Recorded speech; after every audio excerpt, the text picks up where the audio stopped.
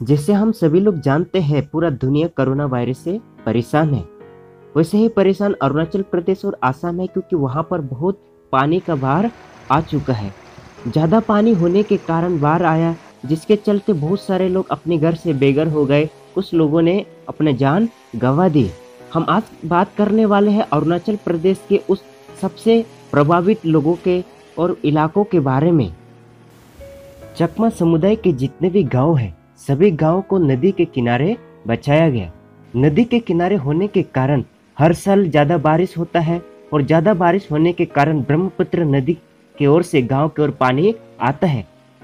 वो ब्रह्मपुत्र नदी हर साल लोगों की फसलें बर्बाद करता है, लोगों की जमीन अपने पानी के साथ बहा के लेकर जाता है।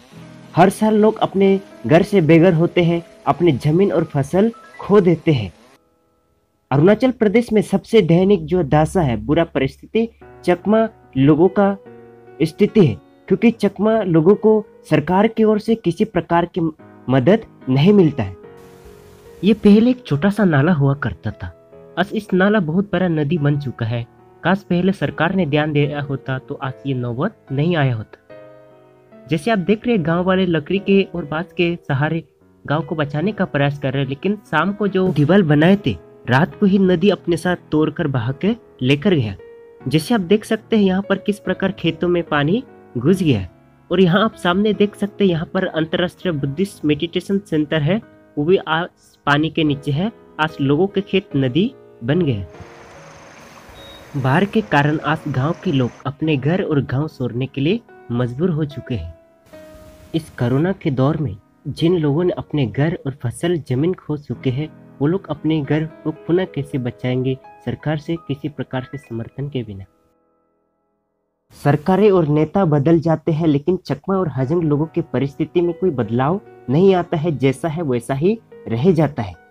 पिछले वर्ष 2017 को बहुत सारे चकमा परिवारों के घर और जमीन पानी के माध्यम से बहा के लेके गया, जिसके चलते चकमा और हाजंग लोगों ने जंगल में कुछ घर बनाए थे, सरकारी जमीन।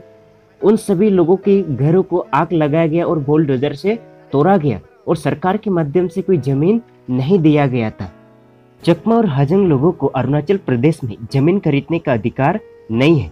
1964 में प्रत्येक परिवार को 5-5 एकड़ जमीन दिया गया था। आज तक उसी जमीन से गुजारा कर रहे हैं।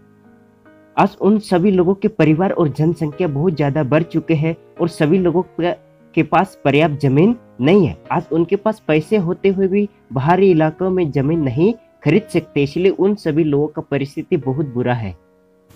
इतना ही नहीं, अरुणाचल प्रदेश सरकार के द्वारा 1980 को चकमा और हाजंग लोगों को सरकारी और गैर सरकारी संस्थाओं में काम करने से प्रतिबंध लगाया गया है। इसलिए चकमा और हाजंग लोगों के पास योग्यता और क्षमता होने के बावजूद भी उन्हें अपने राज्य में नौकरी नहीं मिलता है। अरुणाचल प्रदेश सरकार यहाँ तक नहीं रुका, बल्कि चकमा और हाजंग लोगों को व्यापार करने के लिए भी किसी प्रकार की अनुमति नहीं है। चकमा और हाजंग सभी लोग नमक को छोड़कर हर चीज का उत्पादन करते हैं, लेकिन उत्पादन करने के बाद भी सस्ता में उसको बेचना पड़ता, क्योंकि उनके पास व्यवसाय करने के लिए किसी प्रकार के अधिकार नहीं है, क्योंकि सरकार के द्वारा 1980 को प्रतिबंध लगाया गया था। और चकमा और हाजंग लोग अपने राज्य में किसी भी परीक्षा में जो है शामिल नहीं हो सकते। जिससे 2017 को कुछ चकमा लोगों ने एग्जाम देने के लिए आवेदन किए थे, लेकिन उन आवेदनों को खारिज कर दिया गया एवं चकमा लोगों के नाम उस लिस्ट से नाम हटा दिया गया। अरुणाचल प्रदेश में चकमा और हाजंग लोगों की जनसंख्या लगभग 65,000 से ज्यादा है।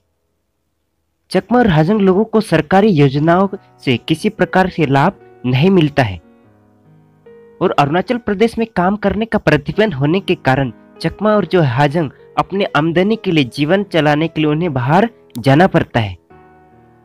बहुत सारे बच्चे ये सोचकर भी पढ़ाई छोड़ देते हैं, पढ़ाई नहीं करते, क्योंकि वो सोचते हैं पढ़ाई करने के बाद हमें खेती ही करना है, मजदूरी ही करना है, फिर इस पढ़ाई का क्या लाभ होगा। इसलिए वो पढ़ाई नहीं करते, क्योंकि अरुणाचल प्रदेश में आज भी चकमा और हाजंग लोगों को कोई सरकारी नौकरी नहीं मिलता, एवं सरकारी नौकरी पाने की परीक्षा में शामिल होने के लिए भी कोई अधिकार नहीं है। अब सवाल ये उठता है कि सुप्रीम कोर्ट के 2-2 बार जजमेंट के बाद एवं राज्यसभा और राष्ट्रीय मानव अधिकार आयोग के निर्देशों के बावजूद भी आज तक अरुणाचल प्रदेश सरकार ने चकमा और हाजंग लोगों को पूर्ण रूप से मौलिक अधिकार नहीं दिए हैं।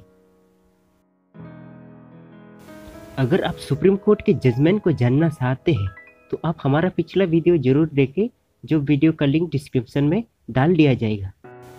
आखिर 50 सालों से चकमा और हाजंग लोगों के मुद्दा को अब तक स्थायी समाधान क्यों निकाल नहीं पाए हैं? राज्य सरकार और केंद्र सरकार चकमा और हाजंग लोगों के मुद्दा को समाप्त करने के लिए किसी भी प्रकार के ठोस कदम क्यों नहीं उतारे? 2017 में अरुणाचल प्रदेश के मुख्यमंत्री पेमा खांडू जी ने भी बोले थे कि मैं चकमा और हाजंग लोगों का मुद्दा का समाधान निकालूंगा, पर अभी 3 साल पूरे हो चुके हैं, अब तक उसका कोई समाधान नहीं आए हैं। आखिर कब तक इस प्रकार से अपने ही देश के लोगों को मौलिक अधिकारों से वंचित रखा जाएगा? ये देश के सामने एक बहुत बड़ा सवाल है। दोस्तों, यदि आप चकमा हाजंग लोगों के बारे में जानना चाहते हैं, वो कौन लोग है, कहाँ से आए हैं, इस बात को जानने के लिए डिस्क्रिप्शन में जाकर हमारा पिछला वीडियो देखें।